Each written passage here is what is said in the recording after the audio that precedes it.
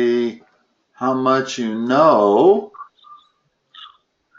which will tell us where we really need to begin. How about number 1?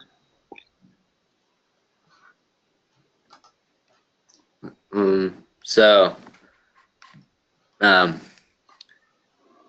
you read that? Is that clear enough for you? yes. Okay. Okay, I was just reading the instructions. Uh-huh. Okay, so,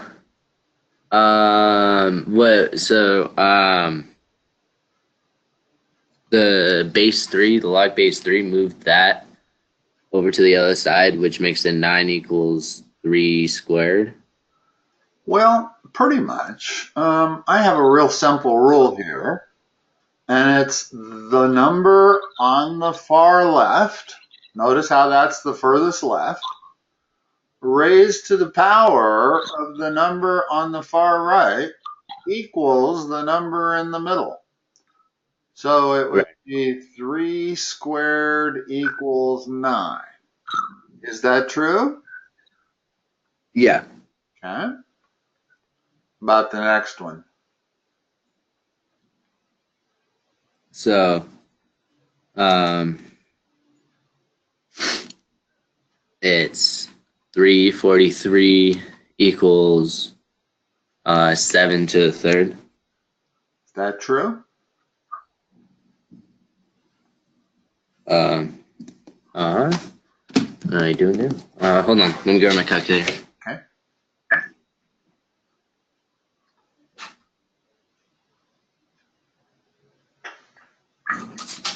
You're going to need your calculator for problems anyway. I see there are some calculator problems here. Yeah.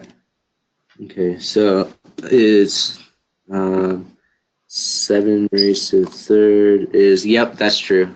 Okay. How about number 3?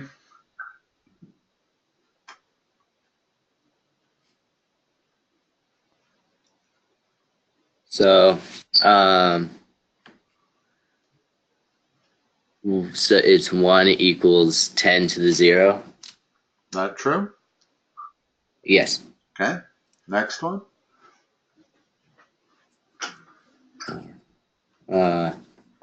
So it's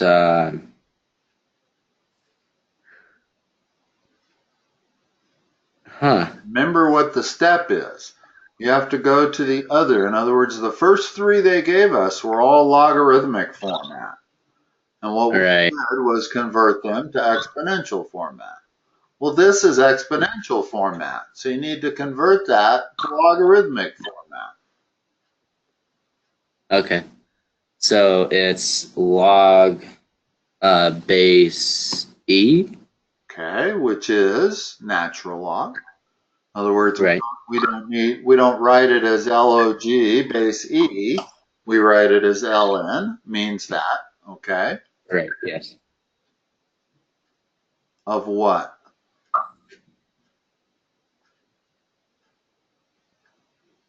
The argument, and what's it equal to? So it's 0, ln 0. Well, I tell you what. Here's the one thing you always want to remember with logs. Logs are exponents. So what's an Oh, exponent in that? Now, uh, where's the only other place that you can stick the 1? the In the argument.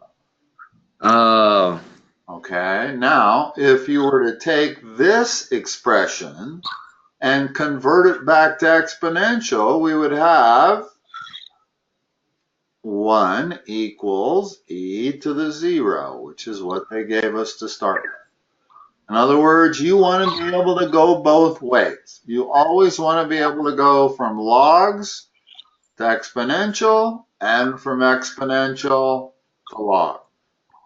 Okay? okay. All right, how about number 5? So That's exponential. yeah. So it's log base 6 to the 1/6.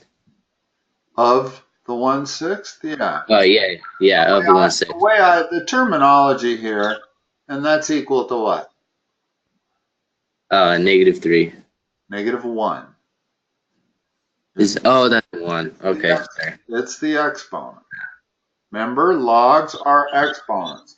So if you have a log expression on one side of the equation, you're talking about what is the exponent on the other side if it were in exponential format. Now, the terminology, I'm not sure that your teacher necessarily uses this exact terminology, but the way I pronounce that is log base 6 of 1/6 equals -1. Okay. Okay. All right. Now, on number 6,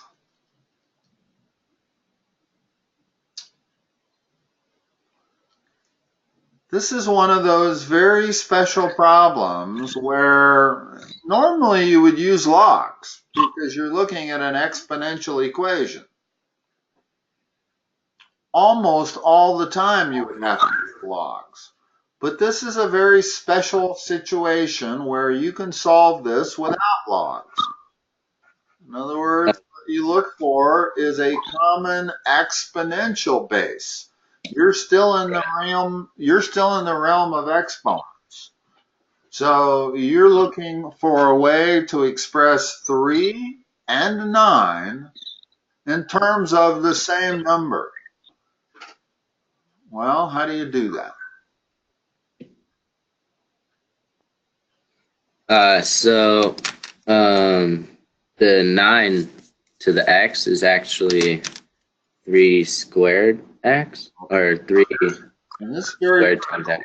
I'm writing 9 as 3 squared, but I absolutely have to put parentheses around it like that. That's really 9. Then if I take that to the x power, now how can I rewrite that? Using your rules of exponents. It's 3 to the 2x. Right, you multiply the exponents. And now, on the other side, I never had to do anything to the other side, so it's still this. And now, because I have 3 there and 3 there, I can equate the exponents. I can say x plus 1 has to be equal to 2x, which makes 1 equal to x. Or x equal to 1. Okay. Okay, and notice we didn't have to do any logs at all. Right. All we did was convert these two numbers to the same exponential base. What would be the common exponential base between those two numbers right there?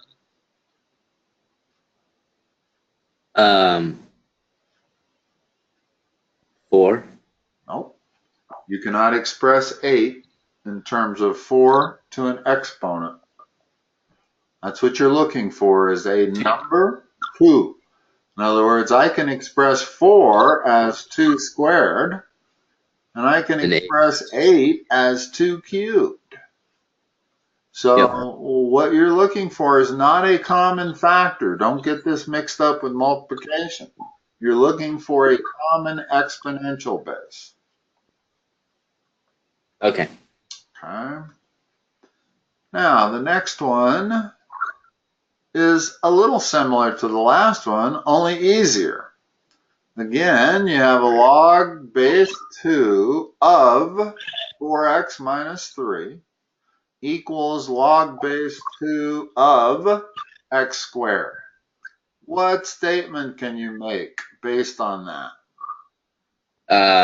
The log base 2's, you can just take out because they're the same base.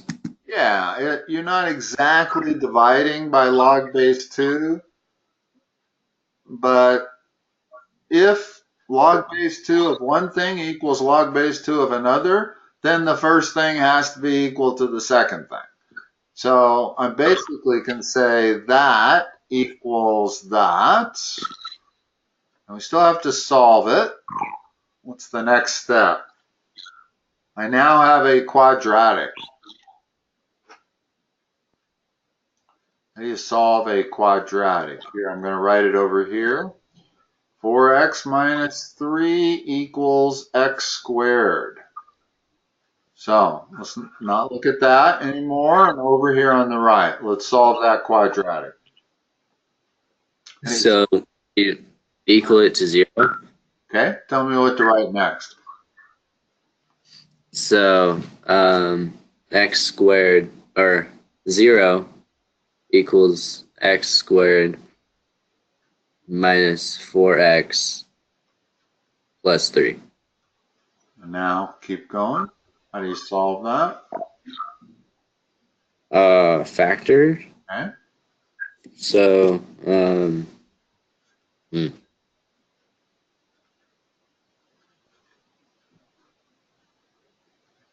Next step is to figure out what both signs are. What do both signs have to be? negative. Correct. In other words, first of all, they have to be the same. They either have to be plus plus or minus minus. And because the sign of the middle is negative, they have to be minus minus. And now what are factors of 3? Not a whole lot of choice here. 1 and 3. Doesn't matter which one goes where. So now tell me what x is equal to.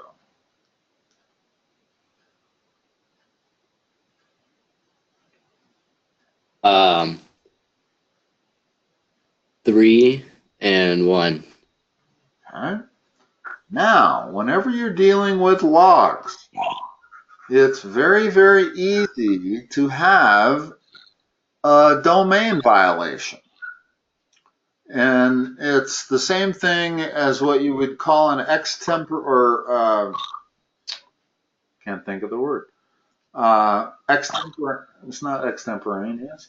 Extraneous solution. Okay? And so you have, especially when you're dealing with a quadratic, you have factored. It's very important to plug in both solutions and make sure that you do not violate the domain. And usually one of them does. This is an unusual one, and that neither one of them violate the domain. In other words, when I plug in 3, this becomes 9. And when that becomes 9, and when I plug in 1, this becomes 1, and that becomes 1. So both of them have permissible domains. You cannot take the log of a negative number. So if one of these numbers would have produced a negative argument, we would have crossed it out, or it would not have been part of our solution. But both of these pass the domain test, which, like I say, is very unusual. Usually they don't. Usually one fails. All right. Number 8.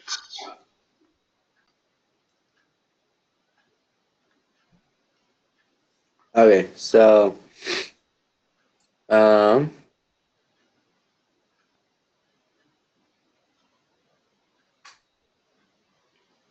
Let me make this easier for you. I'm not sure why, but I've always found this to be a much easier problem if I add a variable. And that's basically what we're doing, isn't it? Is trying to solve for x. In other words, they want us to say what number that is.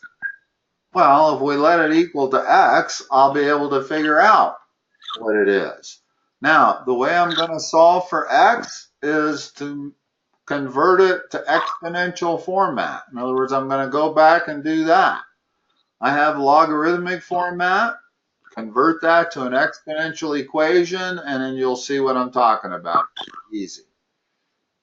Okay.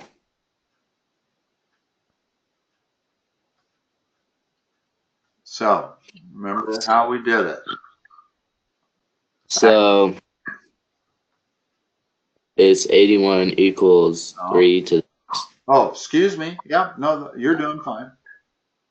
You do it a little different than I do, but I don't care. You don't have to do it the way I do it. Okay. 3 to x. Okay, now what does x have to be? And when you're looking at problems like this, especially where it doesn't say use your calculator, you know that the answer has to be a small whole number. So you don't need to test very many numbers. It's not going to be 4.5. It's not going to be 3.7. It's not going to be 15. What is x got to be? 3. 3 cubed is 27. Oh. So You're on the right track. What's the next one? It's 27 times 3. 81. 81. So it's 3 to the 4th. Uh-huh. So x is 4. And that's how we're going to solve these. Now, if we go back and look at the problem, that is the number 4. That's another way of expressing the number 4. It's just all of I do everything based on that right there. I can convert any exponential equation to a logarithmic equation and vice versa. The problem is these aren't equations. These are expressions. So I can't use my rule unless I go in and I add equals x. And then it becomes very easy. Now, you don't have to do it this way, but it turns this problem into the same as we were doing on the first 4. It's exactly the same now. What does x have to be? Number 9. 1. Okay. Give me the exponential expression on that. 3. Or on that one. Okay. 1 over 625 equals 5 to the x. Now, think about that for a second. How do we get from 5 to 625? What's the relationship there? 5 times. 5 cubed, not times. Remember, Yeah, we are in yeah. the realm of the exponential. We're not looking for stuff that multiplies. We're looking to how to express 625 as a exponential of 5. And it's 3. But 5 cubed would be 625. And that's not what we're looking at. We're looking at 1 over 625. So what does x have to be? Instead of 3, what does it have to be? 1 over. No, it has to be negative 3. Oh. In other words, 5 to the negative exponent is equal to 1 over 5 to the positive exponent. That's what negative exponents mean. That's all they mean. Students always want to turn them into negative numbers, and they are not negative numbers. They just mean the reciprocal. And then that is what's equal to 1 over 625. So it's 5 to the negative third, so x is minus 3 in number 10. How about number 11? So, Notice this is a little tricky. We have a variable in this expression.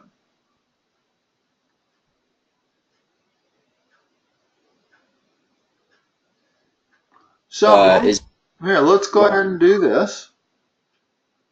We're not going to call it x. We'll call it a different variable because it doesn't have to be the same as x, okay? And now, put that in exponential format. What does it look like? X, or 1 equals x to the y. Okay. So, x can be any number.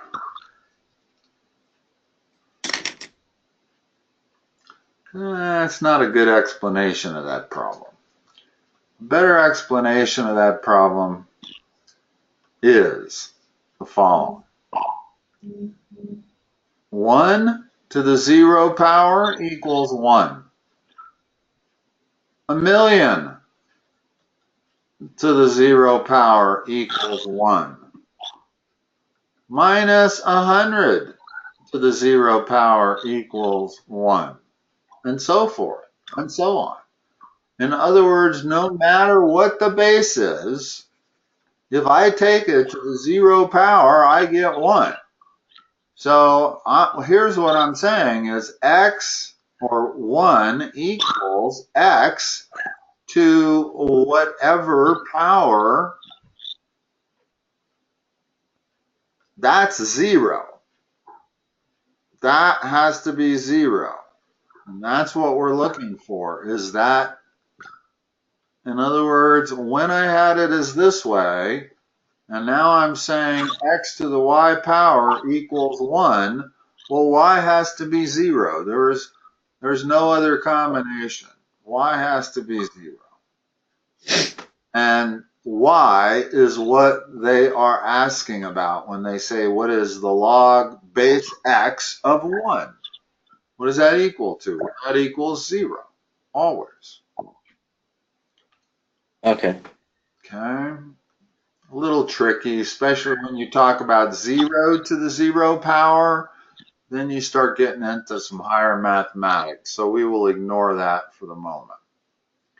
All right. Now we go from logs to exponential growth and probably decay. Don't see a decay problem on there. Maybe it's just exponential growth. Okay. All right. I'm assuming that the only thing you've had looks like this.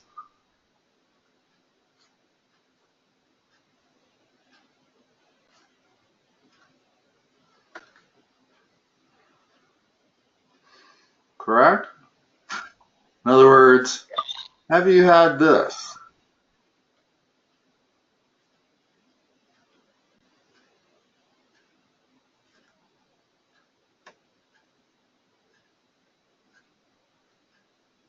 The second one. I recognize both. Okay. So Yeah, I think we're going to need the second one because I just looked at the next problem and it's compounded monthly. You use this one if it's compounded annually, the top one. If it's compounded any frequency greater than annual, which like monthly would be greater than annual, daily would be greater than annual, you use the second one. Okay, so for this first problem, I'm going to leave those up there for a moment, both of them. We're going to, it says 2.15% each year. That's annual. Okay. I wish they'd have said that because you're going to be confused when we get to the next problem. Whenever they give you a percent rate, it is an annual rate. That is an annual rate. The only thing that's different is that in the second problem, we're compounding it monthly. Whereas in the first problem, we're going to compound it yearly. Okay? It doesn't say compound it any more frequently than yearly. It just says it gets 2.15% each year.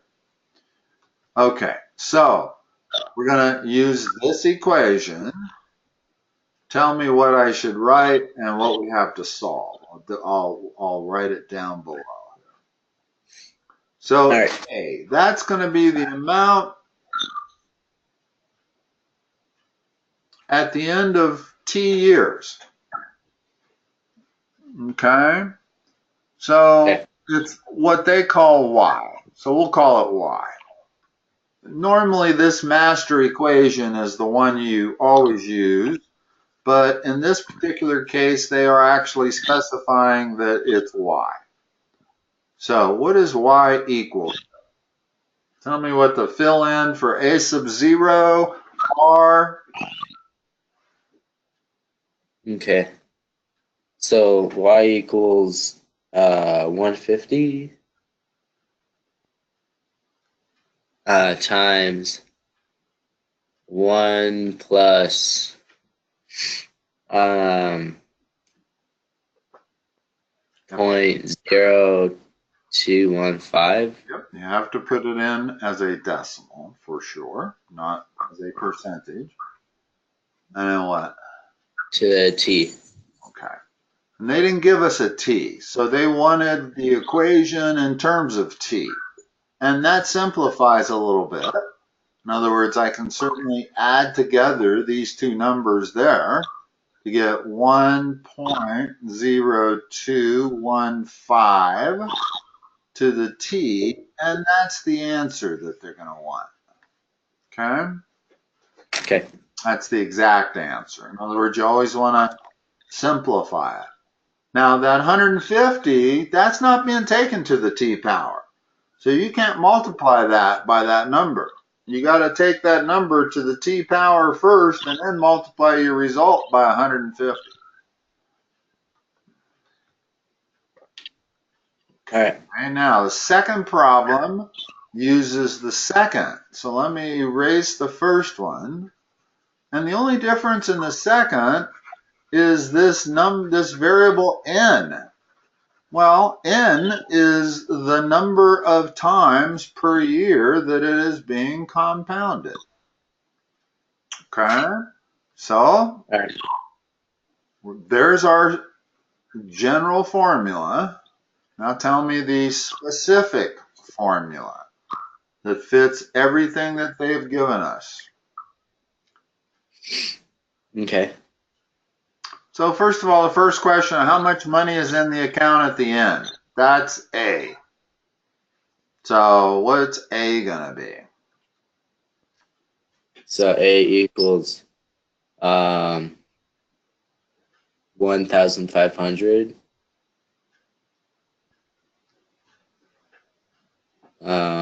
times 1 plus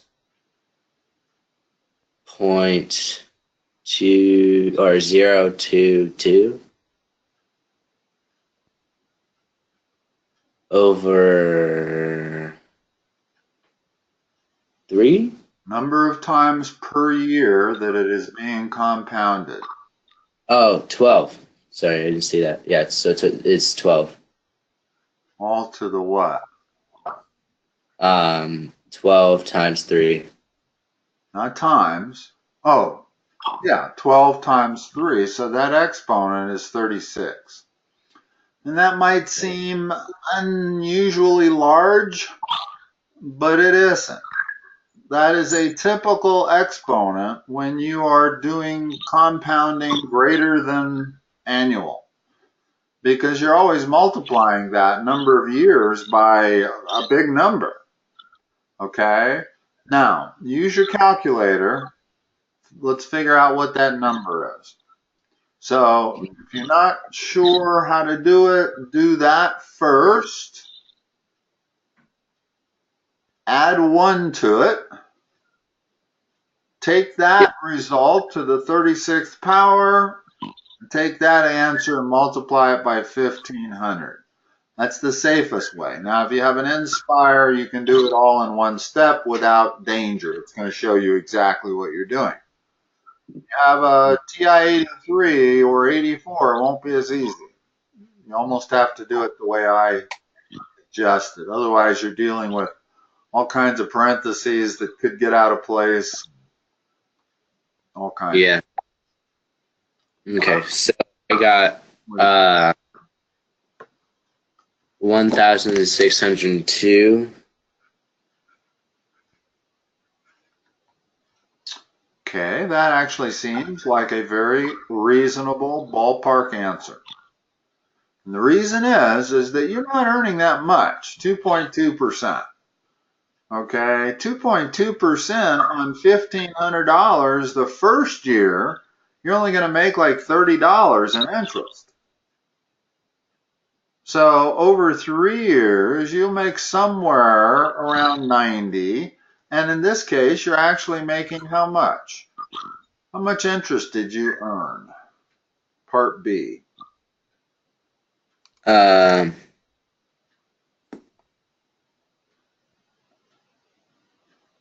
What'd you start with? What'd you end up with? The difference is the interest you earned.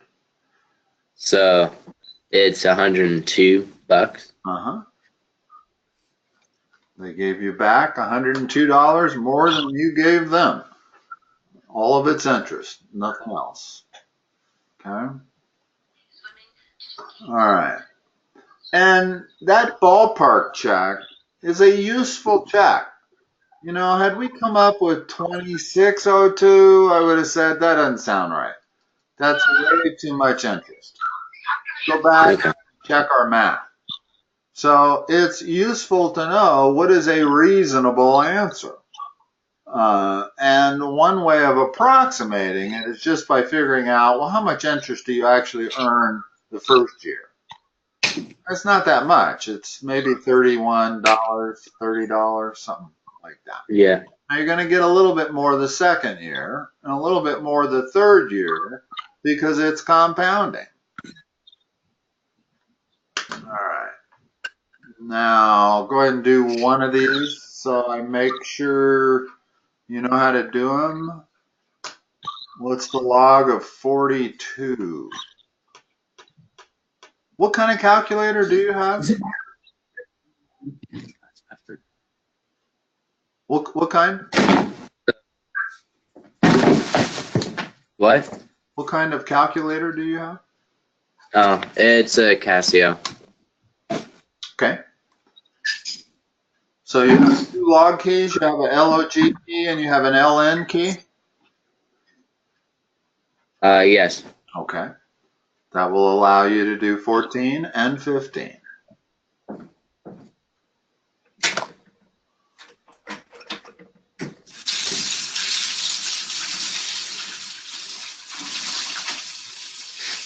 So That's 14. What's that equal to? 14 is 1.623. Good. And again, let's just talk about the ballpark check here. What we're looking for is an exponent where that would be true, correct? Yeah. Well, if x were 1, that would be 10. And if x were 2, that would be 100. So clearly x has to be between 1 and 2. And the number you came up with is nicely between 1 and 2. So yeah, that's very definitely a ballpark check. About numbers 15, do 15.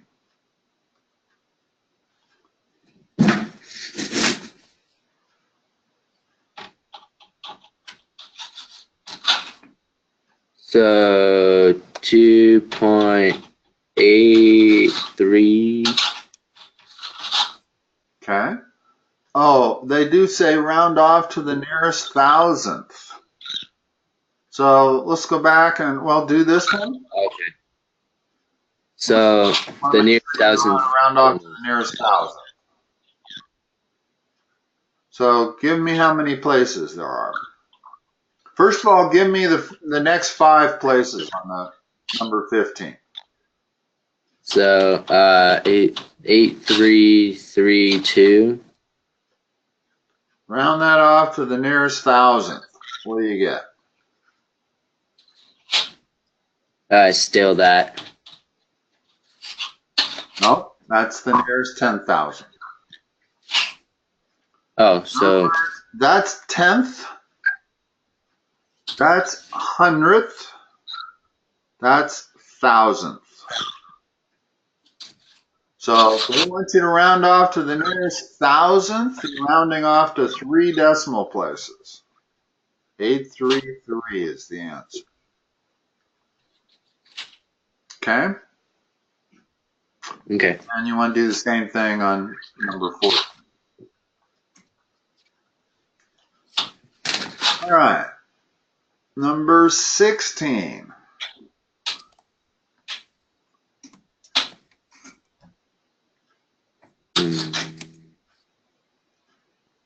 Round off to the nearest thousandth when you give me your answer.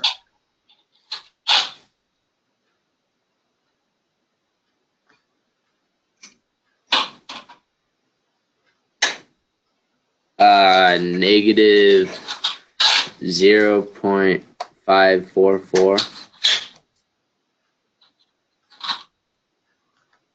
And the next digit was? A 0. Okay. Now, notice that when you take logs of numbers between 0 and 1, you always get negative answers. When you take logs of numbers greater than 1, you always get positive answers. And you can't take logs of negative numbers. So this right here, that's going to be a negative number.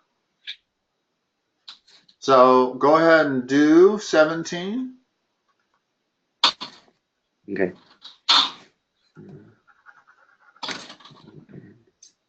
And because that's a number less than 1. So negative 1.386. And you did multiply that by 3 already? Oh. Nope. Okay. Okay. So it's be very careful here. You don't want to incur round-off error.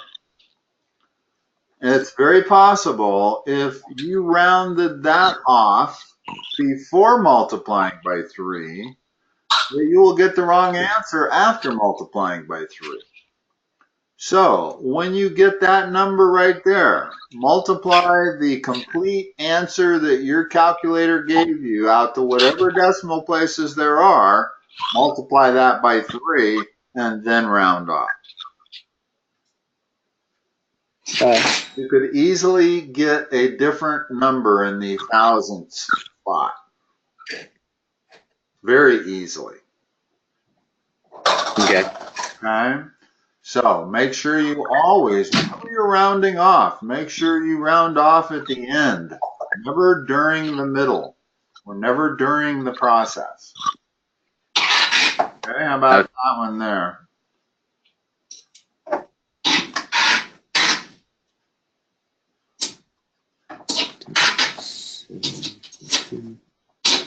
Uh, 15.474. 474. Okay. How about number 19? Now, let me write 19 up here. Just for one thing, it's hard to read the way they've written it.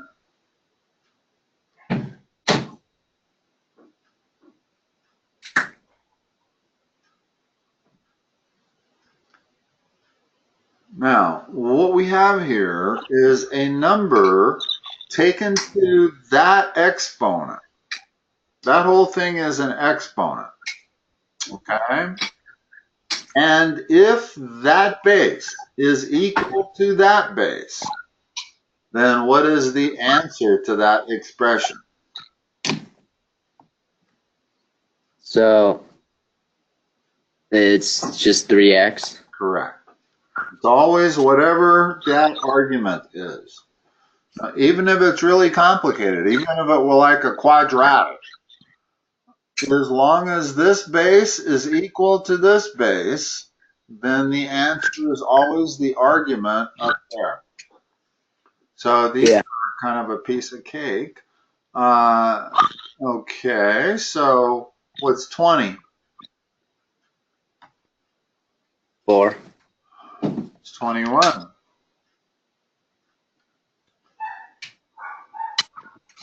Uh, 35x. 22.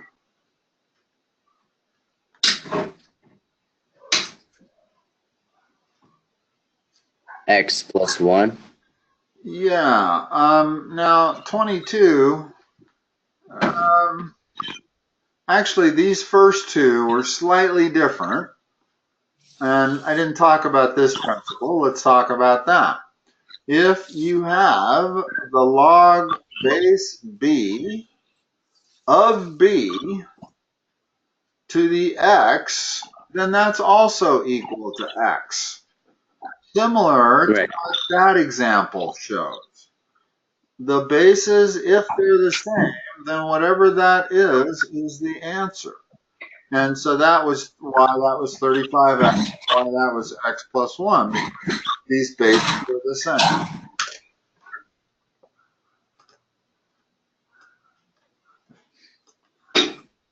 Okay. 23.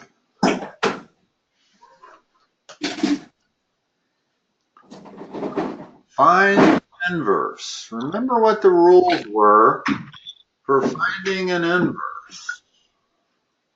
So switch the x and the y, and then solve for y. You know what? Let's do this one first. Okay. Just because it's none of this f of x stuff. This one starts with y. This one's easier. So what's first step? X equals e to the 3y. Okay. Now notice solving for y isn't the easiest thing to do. Right. So how do we solve for y?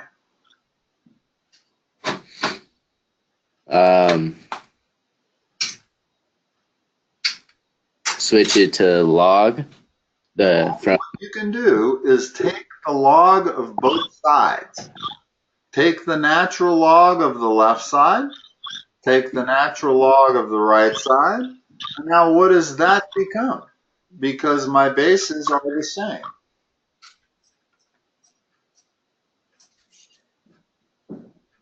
What's the right side become? 3y. Or yeah. In other words, whatever that exponent is what it is. And that's equal to natural log of x. And now, if I want to solve for y, it's natural log of x divided by 3. So natural log of x divided by 3 is our inverse. So let's write it this way. That's the inverse.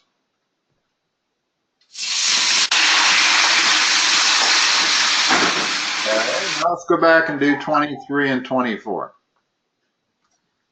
okay. What am I going to do on 23 first? Um, Actually have to take an extra step on 23 that I didn't have to use on 25.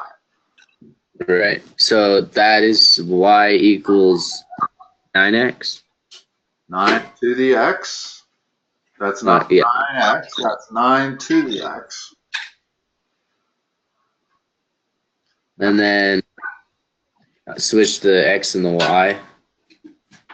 So it's x equals 9 to the y. Okay. Now what? Then take the natural log of both sides. Actually, I'm going to show you a shortcut here. Instead of the natural log, which I don't mind, but your teacher's going to say, take the log base 9 of both sides. See why? If I take the log base 9, oh goodness, that's a lot of G's. Well, what's that become?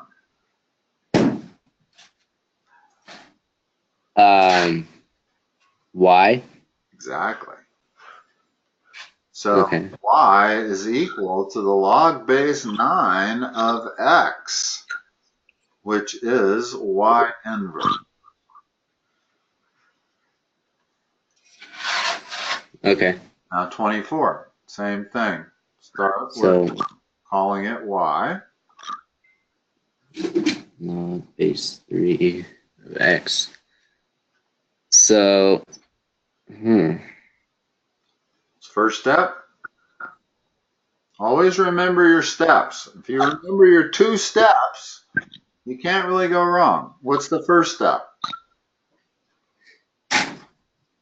switch the x and the y. So is x equals log base 3 to the x, or of x? No, of y. Y, yeah. In other words, I'm switching the x and the y. Okay. Now, convert that to exponential format. Well, in fact, convert the whole thing to exponential. Right now, it's in logarithmic format. What would that be if it was in exponential format? 3 to the x equals y. Exactly. Only in this case, it's not y, it's y inverse.